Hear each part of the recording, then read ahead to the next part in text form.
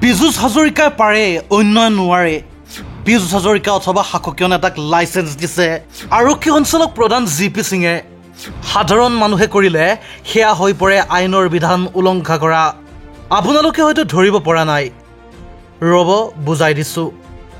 দৰাচলতে টুইটাৰত বহু পুৰণি ভিডিঅ' এটা ভইচ অৱ আছাম নামৰ মিডিয়া একাউণ্টটোৱে পোষ্ট কৰিছিল আৰু সেই ভিডিঅ'টোৰ উত্তৰত আৰক্ষী সঞ্চালক প্ৰধান জি.পি. সিঙে কৈছিল, পুৰণি ভিডিঅ' প্ৰচাৰৰ পৰা বিৰত থাকক, আইনৰ বিধান আকৰ্ষণ কৰিব।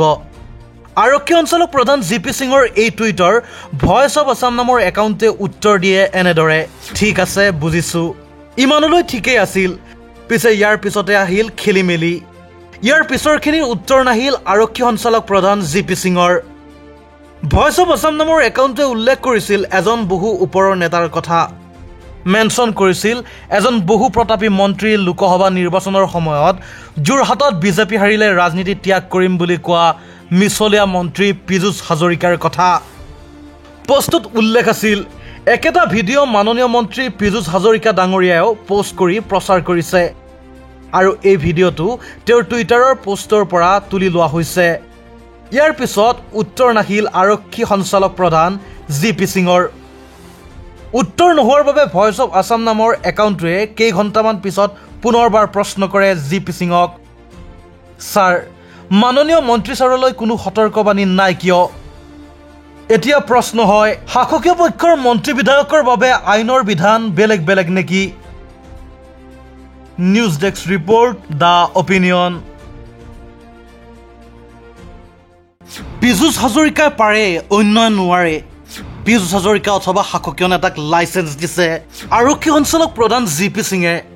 সাধাৰণ মানুহে কৰিলে সেয়া হৈ পৰে আইনৰ বিধান উলংঘা কৰা। আপোনালোকে হয়তো ধৰিব পৰা নাই, ৰ'ব বুজাই দিছোঁ। দৰাচলতে টুইটাৰত বহু পুৰণি ভিডিঅ' এটা ভইচ অৱ আছাম নামৰ মিডিয়া একাউণ্টটোৱে পোষ্ট কৰিছিল আৰু সেই ভিডিঅ'টোৰ উত্তৰত আৰক্ষী সঞ্চালক প্ৰধান জি.পি. সিঙে কৈছিল, পুৰণি ভিডিঅ' প্ৰচাৰৰ পৰা বিৰত থাকক, আইনৰ বিধান আকৰ্ষণ কৰিব।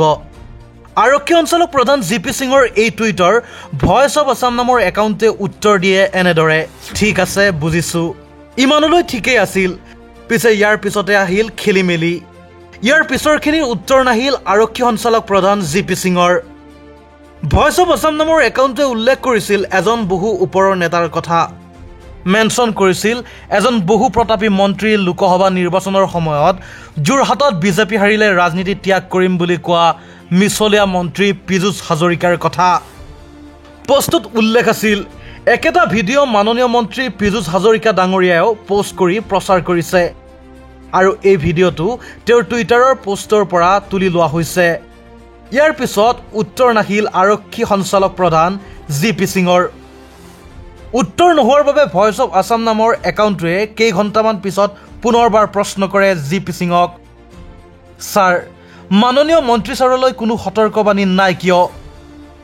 এতিয়া প্ৰশ্ন হয়, শাসকীয় পক্ষৰ মন্ত্ৰী বিধায়কৰ বাবে আইনৰ বিধান বেলেগ বেলেগ নেকি? News desk report, the opinion.